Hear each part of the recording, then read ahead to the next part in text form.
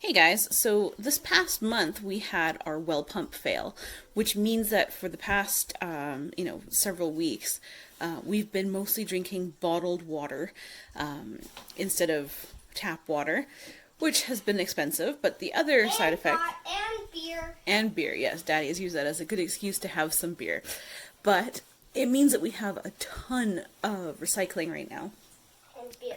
and beer cans. Beer cans count as recycling. Anyway, there is a bottle depot up in Penticton, which is the nearest major, city close to us. And they have what's called express drop-off, meaning that we can put our recyclables into a clear bag. We stick a label that's got our info on it, and we drop it off, and then they do the sorting for us. Now, we try to be really diligent about what goes into the bags. We're not putting garbage and stuff in there. But it seems like every single time we drop off bottles at JNC, they put a note on our account that says that there's either foreign objects or garbage or food waste or ineligible bottles. There was one time when I dropped off something like 75 water bottles in there, and on the little form that comes with my direct deposit, they said that something like only 20 of them were eligible. So I decided to do a video audit of their of what we're putting into these bags, and then we can compare it in a few days when they credit our account to see exactly whether they're being honest or what exactly is going on.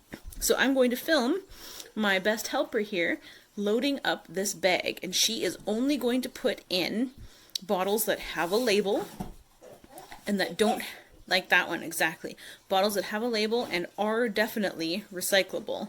So that means no milk, no cans of beans, stuff like that. It's just going to be also no juice boxes either, just to make sure, just in case they're not part of the express return.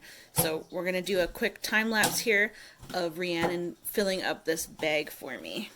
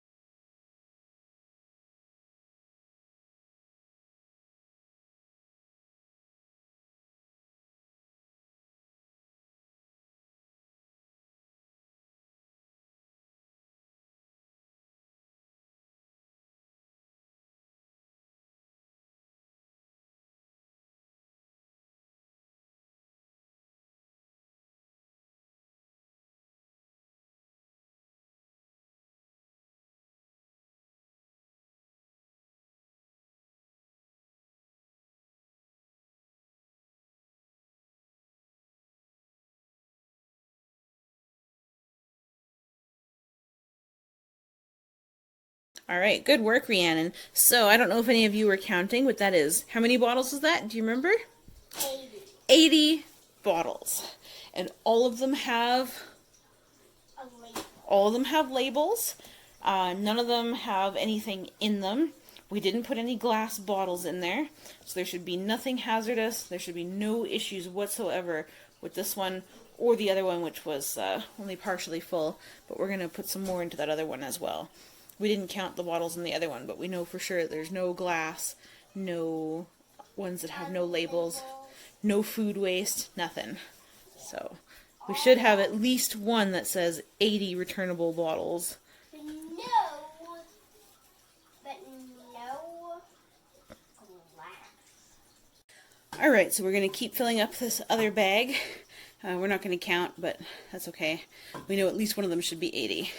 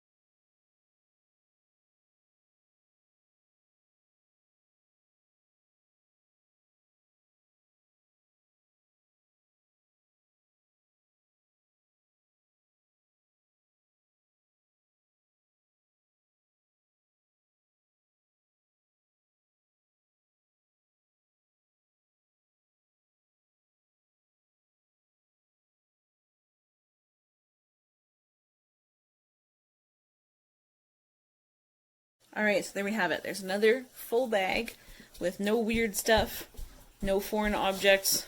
Everything is got a label. And we didn't count them, but there's a lot. Alright, we're going to fill one more bag, and this time I'm going to count them.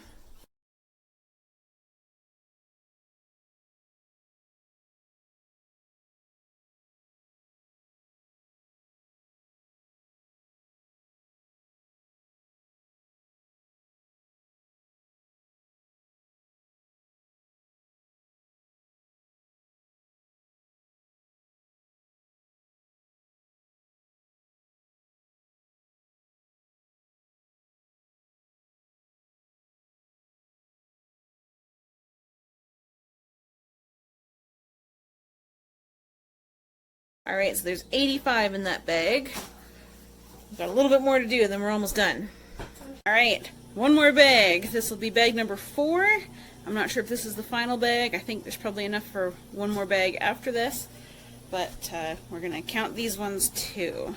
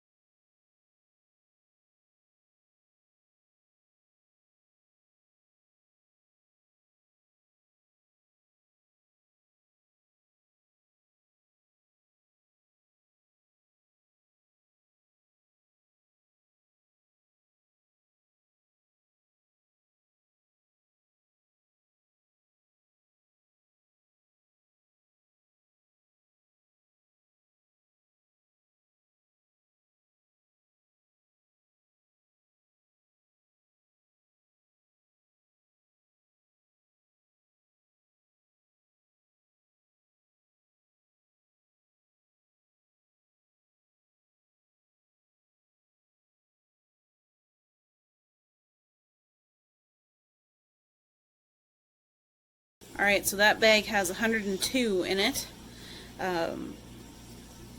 Yeah, so got a few with 80, one with 102. It'll be interesting to see how many of these I actually get back on my return there. Okay, we are on our last bag, and this one is going to have a couple of glass containers because we're allowed to have up to 12 glass containers per bag, but I want to make sure that they don't get smashed or anything and contaminate the other bags, so we're only going to put it in the one final bag that only has a little bit. Also, apparently the cat's going to help. Okay, but first we're going to put in the plastic bottles, and we'll put the glass in last, that way it's up at the top and less likely to get smashed.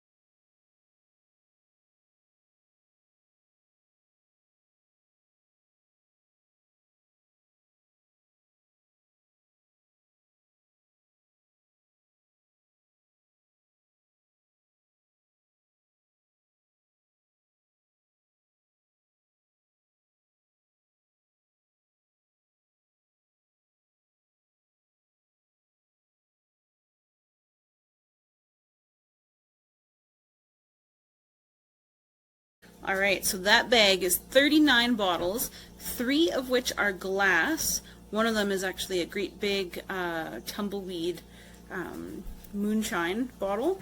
So, yep.